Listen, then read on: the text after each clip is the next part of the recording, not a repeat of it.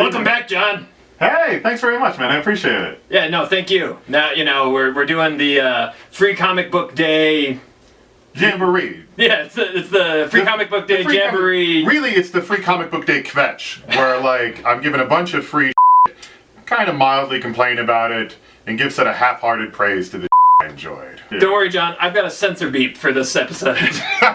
I got it specifically designed and created for I knew you were coming on, so I found a free download of a censor beat. Oh, thank God for that. Foxi, I appreciate you looking out for me. I know you. I do have mild Tourette's. Yeah, you do you, boy. It comes out, unbeknownst to me sometimes. Yeah, right. But anyway, here's your user's guide to Free Comic Book Day 2015. You know, it's hard. There's a lot of options on the table, so we're just going to give you a little breakdown of what some of our favorites were. Before we get to the favorites, though, we can say, across the board, all Free Comic Book Day books lack focus. They lack a lot of focus. I think the idea is really, I think in the case of Free Comic Book Day, you're giving someone a free sample, in the same way as you get a free sample of cheese at the grocery store in order to say, I would like more of this cheese. Yeah, ideally you want people wanting more afterwards. Right. Whereas a lot of comic book companies, frankly, were giving sort of smidgens of, and not like, it's kind of like they didn't actually want to give a real taste. They only were giving, like, kind of like, this is sort of something that we sort of do, that you know, should read more of. But, like, a lot of them I thought would have been better off just giving the actual comic. Yeah, a full issue would have stood stronger in most cases. Right, totally. And, like, you know, and most of these things have arcs anyway. So if you gave them a free issue of #1 and they liked it, maybe they would go buy a collection, or maybe they would go buy #2. But if you give me 4 pages of one story that I almost like, and then 4 pages of a story I absolutely hate, loathe, not going to get any of them. No, totally. Marvel basically gave, they gave 2 comics this Free Comic Book Day, kind of trying, I think, to a little bit weigh weigh their angle down, weigh their advantage. Yeah, it's the Secret Wars Zero, which I personally liked enough, but the back half of that thing was the Attack on Titan atrocious thing, and it's unreadable. I don't like that. I'm not an Attack on Titan fan, so there you go. It's kind of like someone cut a sandwich. They cut it in half. One sandwich has turkey, and the other one's sandwich. Yeah, I mean, it was legitimately bad. And it ends on that note. So whatever goodwill they started you down. Exactly, with the Secret Wars and Hickman writing. Yeah, Hickman, I like Valeria, the Richards family, and I am legitimately excited to read Secret Wars. Right, and then you have a Titans Marvel crossover, which read like it was written by the guy who used to do the Twinkies ads for Marvel. The Twinkies ads were stronger. The Twinkies ads actually had a little more characterization, frankly. Yeah, definitely. And then the other one was all new, all different Avengers. That's Mark Waid and Asrar on art. Yeah, totally. And I'm hyped on the team concept. I like Miles Morales. I like Miss Marvel. I like all the teams. The teams were all really good, but it was kind of, I think Mark Waid needs more room in order to actually tell a story. Yeah, it was very truncated, again, to have a different story in the back half. Right, exactly. Which was what you thought was the strongest. I thought the Inhumans bit was stronger. I don't know Soule very well. I haven't read a lot of his work. But no, Charles Soule's a great writer. I thought, I was kind of intrigued, and, they had a little bit of a thing between Medusa and Johnny Storm. And I was intrigued. It's like, I didn't know about that. Where's Black Bolt? Is he jealous? Yeah. Is he going to say something and kill all of us? So in this case, they left you wanting. They left me wanting, which is what it was their job. 1 out of 4 ain't bad, right? 1 out of 4. But, when you're releasing 2 comics for Free Comic Book Day, maybe just release 2 comics. Yeah, that's what I'm saying. 2 comics. Then there was DC. DC was... Divergence. Man, I want good things to happen with Batman. I want good things to happen with DC, period. Yeah. DC, my God. Please, I have a lot of goodwill. You step on it regularly. The Batman story has, Commissioner Gordon in a robot suit at the end. Spoilers, Commissioner Gordon is Bunnybot, Robot, Batman, whatever. Bunnybot, Robot, it was kind of like if a guy was obsessed with 90s anime mecha, and he was going to design a Batman costume, it would look a little bit like what Commissioner Gordon is set up in. And then, you had kind of a weird Superman story written by, who was it? Gene Yang. Gene Yang. Not really badly written per se, by John Romita Jr., which I have many friends who loathe. I personally have nothing but goodwill for the most part. I kind of like his angular style. But that was okay, I guess. I was a little confused at the end of it. And then something... It didn't really feel like a Superman story, which maybe that's cool, doing something new maybe. Right, totally. But I mean, like, but in terms of trying to like whet people's appetite, no appetite for that. No story. appetite for that. Really. I'm glad that like Superman found a hotel room. I mean, you know, sometimes it's hard. Yeah, you need a place. And then, last but least, was a Jeff Johns story about Wonder Woman for the Justice League, leading to some anti-Monitor dark side thing. Dark side thing. I don't know how it all relates. Didn't really interest me, honestly. Right. So I mean, that's the mainstream stuff. Really, it didn't do its job, in my opinion. I should have wanted more.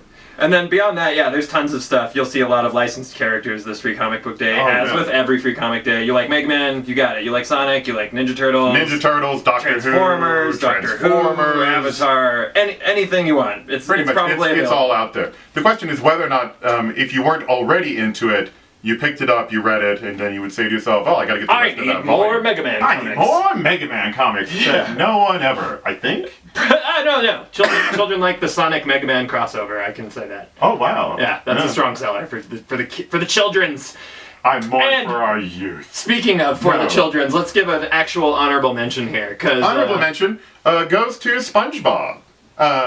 Which, honestly, not a huge SpongeBob fan. Not especially for me either. But huge Graham Annabelle fan. And he did the majority of this issue with a backup by James Kochalka and it was one by had some independent comic book clout. Yeah. Which I thought was really nice. And it's not like the strongest thing ever, but for kids, it was a great book. And it was like an actual story. It was like felt it at a beginning, a middle, It was pretty much end. a full issue too, with like one-page backups as opposed to half and half, which doesn't really work. Right, exactly. So do you want to go through the top 5? Yeah. All right, coming up. Dark Horse. We have the Fight Club sort of teaser to the Fight Club comic coming out. And I'm a huge Cam Stewart fan. I like Chuck Palahniuk. I'm a huge Fight Club fan, so I was really hyped on this.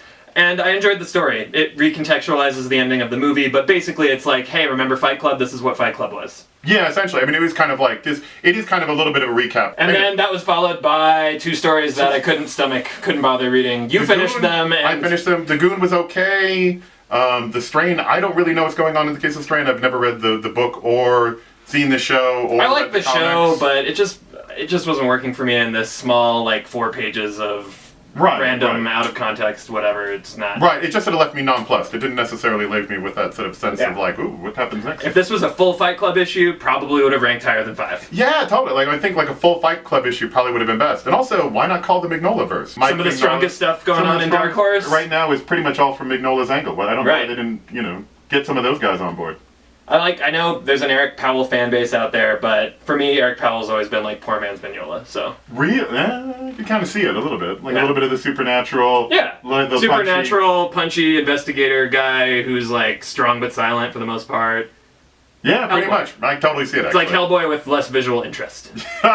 Anyway, coming in at number 4. Coming in at number 4 is 10-year celebration. The Boom Book, right? The Boom Book, yeah. It's got Boom Book and Archaea in it and Kaboom. Yeah, those are all imprints of Boom Studios. Oh, okay. And that has a ton of stories. Some of the, like the ones that I liked, I really liked. Like the SM Vidari one, it's a preview of his Iscariot graphic novel that's coming out. That looked really cool. The Mouse Guard was really good. The Mouse Guard was a great story too. It wasn't like just a preview, it was actually like, an original short story for Free Comic Book Day that was satisfying. So hey, nice. Even in that short format. Yeah, and I liked it. And I think most of what I liked the most out of it was probably the Archaea stuff, to be honest. Yeah, Archaea. I like Archaea. Period. Archaea is a really strong imprint. But also, I really like a lot of the Boom Kids, like the Adventure Time with Fiona and Cake. Oh yeah, Adventure Time talking about really Card good. Wars was cool, and I did appreciate that Lumberjanes taught us how to make a friendship bracelet. Yeah, friendship bracelet tutorial. Every kid needs that. So totally. Pretty cool. All right, moving on. Comics Festival. This has a ton of really good stuff in it. It's got some stuff by Cory Doctorow, co-editor of Boing Boing. It's an additional story, not just a preview of the graphic novel, but like an addendum to the graphic novel. Right. There was a 1 page of Kate Beaton. Right. It had like a little bit of Kate Beaton, Mariko Tamaki. And it had something by Faith Erin Hicks, who did Friends with Boys. And a bunch of other good stuff. She's actually a pretty interesting artist if you've never seen her. Totally. Lots of strong indie talent in that one. And as compared to the Archaea Boom Book, like a more of a mean quality that didn't like dip. There was no Garfield story in here. There was no Garfield. Yeah, exactly. Why would anyone want to read a Garfield story for the sake of all this? I do not know. It was legit. Anyway, a little bit of a kvetch there. So, but anyway, I thought this was really good, really consistent, and actually, it did its job. There's a lot of stories in there that I wanted to go follow up on and see kind of like where the collections are, or where the new comics are coming from. So totally. Next up, coming in at number 2. Number 2, the 2000 AD. Anyway, I was surprised this wasn't your number 1. I don't think it was necessarily entirely strong across the board in the case of the 2000 AD. It's got some really good art in it, because it's a combination of some of the newer talent that it has and some of the older stories. Yeah, there's an old Dan Dare in there. There's an old Dan Dare in there. There's an old story by Mike McMahon, who's an incredible artist that a lot of Americans don't know about, but who's done incredible work for 2000 AD. There's an old Nemesis the Warlock story. That one looked really cool. It's amazing, and it's and Kevin O'Neill, who most Americans know. Oh, that's Kevin O'Neill that did that Nemesis? Yeah, I love Kevin O'Neill. Yeah, on League of Extraordinary Gentlemen. On League of Extraordinary Gentlemen, which everybody knows him now as. But for 2000 AD, he started Nemesis the Warlock, which is how he's famous there. And it's an incredible kind of punk rock style that he had at the time. And it's really great to check it out. You should check it out for that alone. And there's also a new Slanya story, which is kind of a Celtic barbarian that's been running in 2000 AD for a long time. And then what was the one that you said it was like a hip-hop artist that's turning into like a Doctor Strange? There was a one from Rob Williams, which I'd never seen before, and I hope there's going to be more of, that actually involves a hip-hop artist who basically has kind of a Doctor Strange grandfather, who basically shows up and says, and now you will essentially be a Doctor Strange character. And and you have this sort of hip-hop artist who's throwing up on top of reporters because he's got sort of nervous gastrointestinal issues.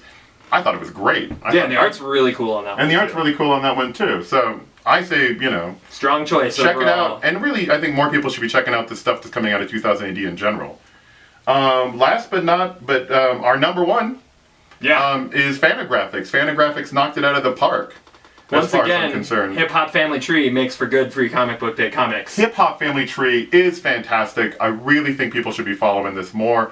It's dense. Fun. There's a lot of room to really get into this one. It's not like a quick throwaway like the other ones. This is totally. And actually, really, the Fantagraphics free comic book day issue felt like something I would have spent money on and not felt too bad about it. It feels like it had a higher page count too. It's a thicker book. It is kind of a thicker book. So you have that. You have the Dash Shaw Cosplayers, which is actually kind of interesting and kind of weird. That was my first Dash Shaw, and that was my first Dash Shaw, and I've had other friends who've talked a bit of smack about him, but now I'm intrigued. Yeah, I mean, I'll check. He writes a ton of books. They're varyingly interesting on the concept level to me. Right. The art is serviceable, not fantastic, but it's really more about the writing with him. Yeah, exactly. But in the end, Hip Hop Family Tree is gossipy. It's funny. It's kind of informative. There's lots of things that happened on the background at the beginning of hip-hop that I had no idea and are frankly hysterical. And the art is really good. They go for this old school printing vibe as far as how everything looks on the page, but then the draftsmanship is really great. And then there's a ton of awesome pinups. Yeah, there's tons of awesome pinups, and there's just various artists going to the record store, because everyone's talking about records and going to the record store. Yeah. And I've been there. I got records. Right? You got records? Yeah. And and watching him draw Russell Simmons with a giant lisp, watching people mock Rob Liefeld talking with Spike Jones. Watching him mock Rob Liefeld's commercial. Yeah, I loved all of it. It was actually really fun. It's a really good one, and content for free. If you're not going to do better for free, you're not going to do better for this one. Go find your copy. Well worth it. All right, I think that's enough kvetching and some slight praise. Exactly. Intense praise toward the end. That's what we brought John on for. Kvetching and slight praise. It's what we do best. Well, thanks, John. Thank you, Foxi. Thank you. All right. Fair enough.